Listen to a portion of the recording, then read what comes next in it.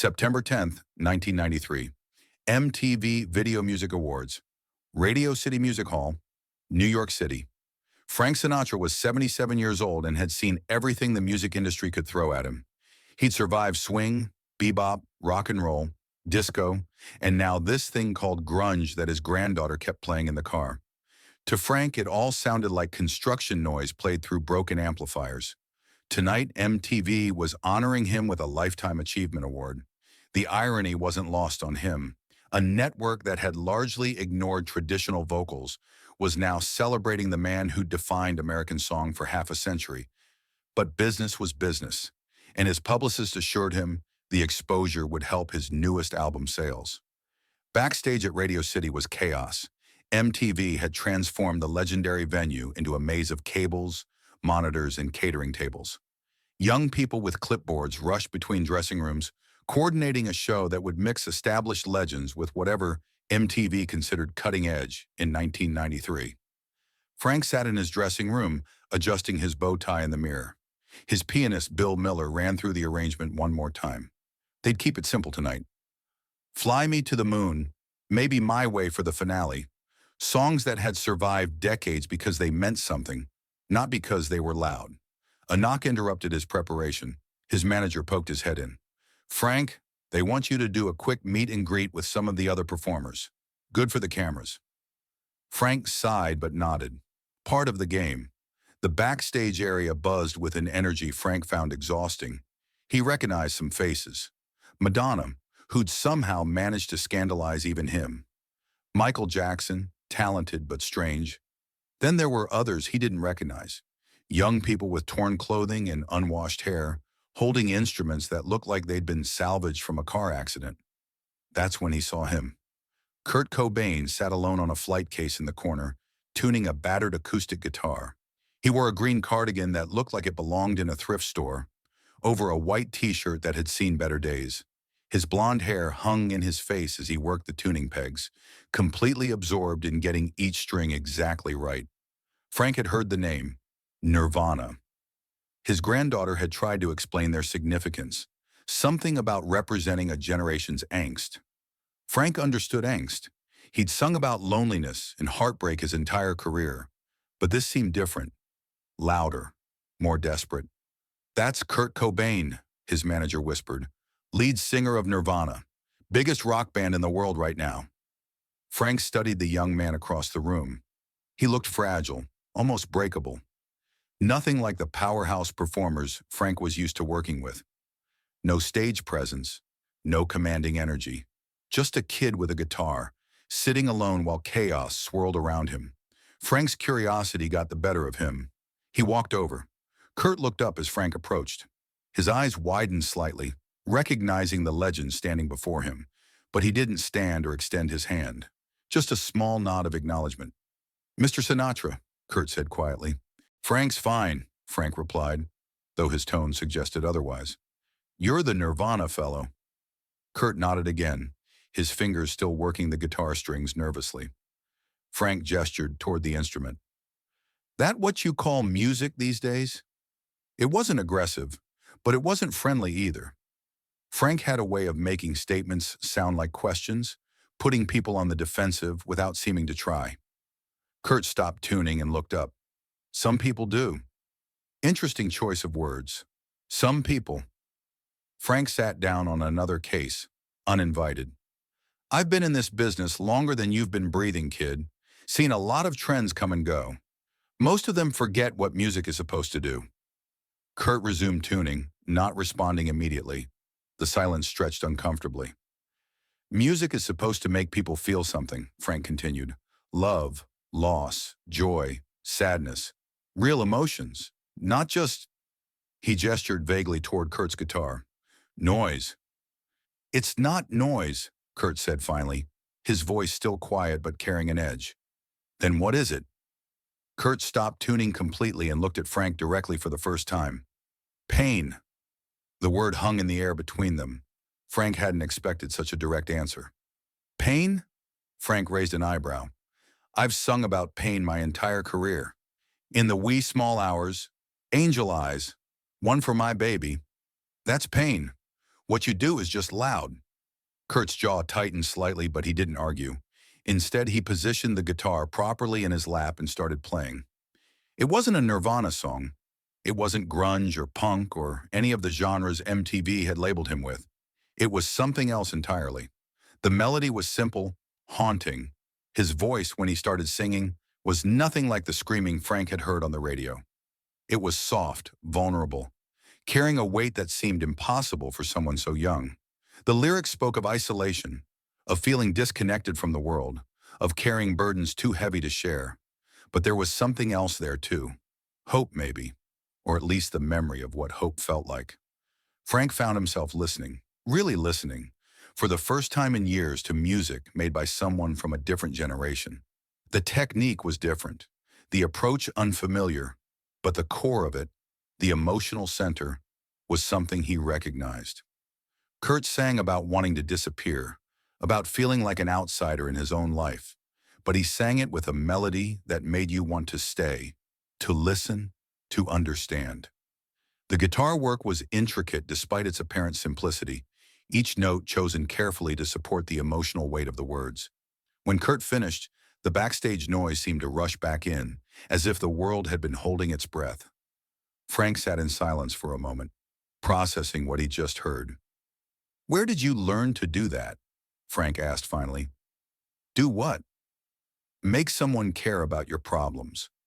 Kurt looked confused. "I don't understand." Frank leaned forward.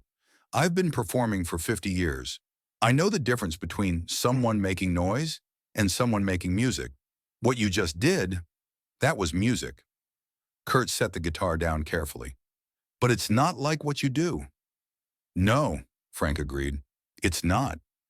Your generation has different problems, different ways of expressing themselves. But the core of it, the reason for doing it, that's the same." A production assistant approached them, headset around his neck. "Mr. Sinatra, we need you for sound check in 5 minutes." Frank nodded but didn't move immediately. He studied Kurt's face, seeing something there he'd missed before. The kid wasn't just playing music. He was confessing. Every song was a confession. "Can I ask you something?" Frank said. Kurt nodded. "Do you enjoy it? Performing, I mean. Being in front of all those people." Kurt considered the question carefully. "Sometimes, when it connects, when people understand what we're trying to say, it feels important. But most of the time, it feels like being in a zoo." Frank understood that feeling. The goldfish bowl of fame, everyone watching, everyone judging. "The trick," Frank said, standing up, "is remembering why you started. For me, it was always about the song. Everything else is just business." Kurt picked up his guitar again, cradling it like something precious. "I started because I needed to say things I couldn't say any other way." Frank nodded slowly. "Then you're doing it for the right reasons." The production assistant returned, more insistent this time. Frank had to go, but as he walked toward the sound check, he found himself thinking about that performance. Not the volume or the distortion of Nirvana's usual sound, but the quieter thing underneath it, the truth of it. The show went off without a hitch. Frank performed his classics to thunderous applause, accepted his award with grace, and played his role as the elder statesman of American music. But between songs, he found his eyes searching the wings for a glimpse of that young man with the guitar. Kurt performed later that night, and Frank watched from the side of the stage. With the full band, the sound was indeed louder, more aggressive than anything Frank would have chosen. But now he could hear what he'd missed before. Beneath the wall of sound, there was melody. Beneath the screaming, there was singing. Beneath the chaos, there was careful construction. After the show, Frank made a point of finding Kurt backstage again. "That was quite a performance," Frank said. Kurt was packing his guitar, the same careful attention he'd shown while tuning it earlier. "Thank you." "I owe you an apology," Frank continued. "I judged your music before I understood it. That was unfair." Kurt looked up, surprised. "You don't need to apologize for anything, Mr. Sinatra." "Frank, and yes, I do." Frank paused, choosing his words carefully. "I've spent my whole career believing that there was a right way and a wrong way to make music. Tonight you showed me there's just honest and dishonest. What you do is honest." Kurt finished packing and stood up. What you do is honest too. Different honest, but honest.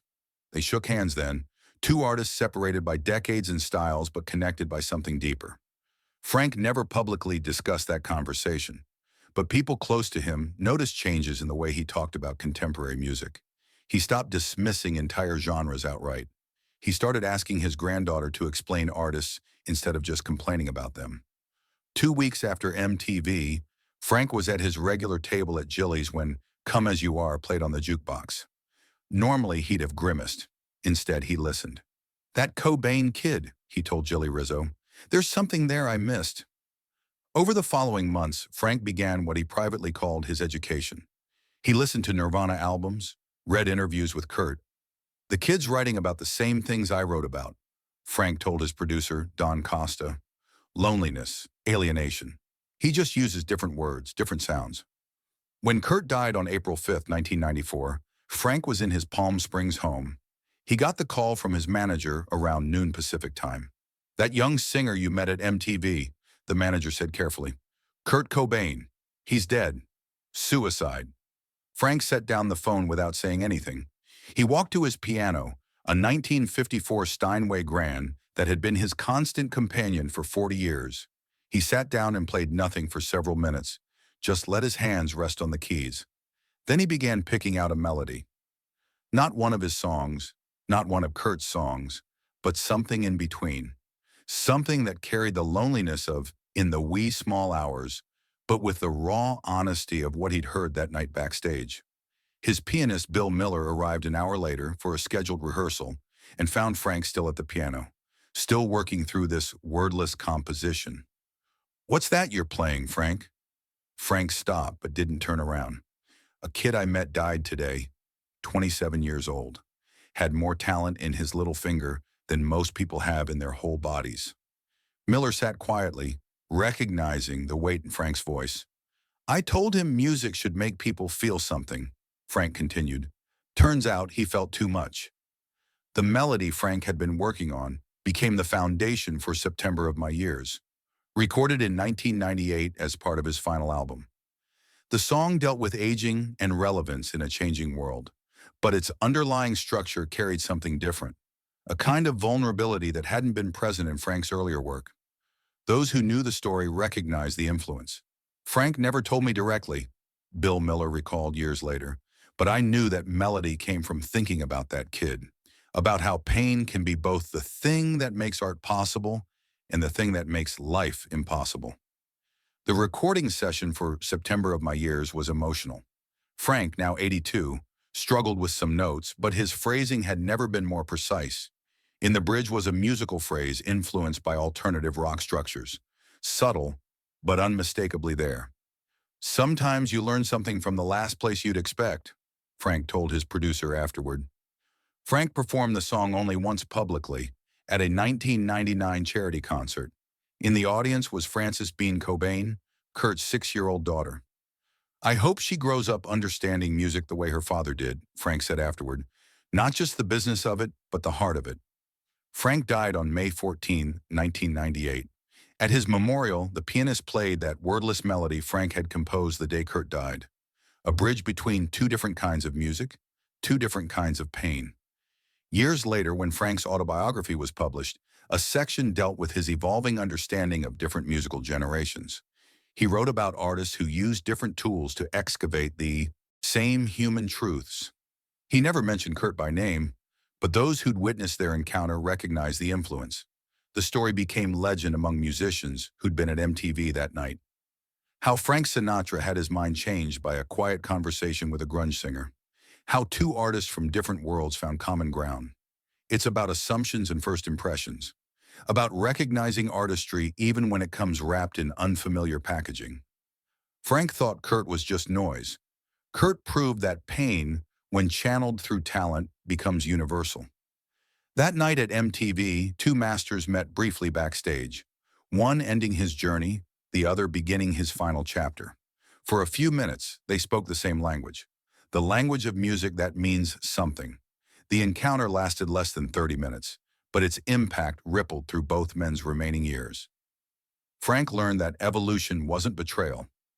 Kurt glimpsed what it felt like to be understood by someone from a different world.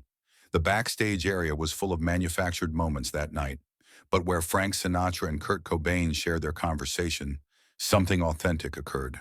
Something that reminded both men why they'd started singing in the first place.